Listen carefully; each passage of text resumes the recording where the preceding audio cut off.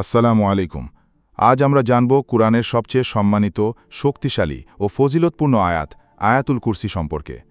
এটি সূরা আল বাকারার ২৫৫ নম্বর আয়াত, যেখানে আল্লাহ তাআলার শ্রেষ্ঠত্ব, ইলম, ক্ষমতা ও সর্বত্র উপস্থিতি এত সুন্দরভাবে বর্ণিত হয়েছে, যা কুরআনের অন্য কোনো আয়াতে এভাবে পাই না। রাসূলুল্লাহ সাল্লাল্লাহু আলাইহি ওয়াসাল্লাম বলেছেন, আয়াতুল কুরসি কুরআনের সর্বশ্রেষ্ঠ আয়াত, সহিহ মুসলিম। এবং তিনি আরও বলেন, যে ব্যক্তি প্রত্যেক ফরজ নামাজের পর আয়াতুল কুরসি পড়ে, তার জান্নাতে প্রবেশে কোনো কিছুই বাধা হতে পারবে না, শুধু মৃত্যু ছাড়া।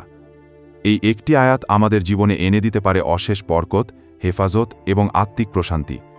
হাদিসে আছে, রাতে ঘুমাতে যাওয়ার আগে যদি কেউ আয়াতুল কুরসি পড়ে, তাহলে আল্লাহ তাআলা তার জন্য একজন ফেরেশতা নিয়োজিত করেন, যিনি সারা রাত তার নিরাপত্তার দায়িত্ব পালন করেন এবং শয়তান তার নিকটে আসতে পারে না। এটি জিন, শয়তান, বদনজর ও জাদু থেকে রক্ষার ঢাল হিসাবেও কাজ করে। আয়াতুল কুরসি এমন এক আয়াত, যা পড়লে আল্লাহর কুদরতের প্রতি আমাদের ঈমান আরও মজবুত হয়। এতে আছে এমন গভীর তাওহীদি বার্তা, যা আমাদের হৃদয়কে ঈমান ও আমলের দিকে ফেরায়। এটি এমন এক আয়াত, যা আমাদের দিন ও রাতকে আল্লাহর স্মরণে পূর্ণ করে তোলে।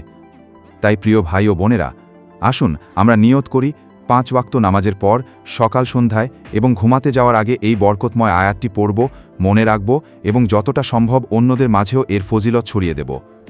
এই ছোট্ট একটি আমল আমাদের আখিরাতকে করে তুলতে পারে নিরাপদ ও উজ্জ্বল। আল্লাহ তাআলা আমাদের সবাইকে আয়াতুল কুরসির ফজিলত বুঝে পড়ার তৌফিক দান করুন। আমিন।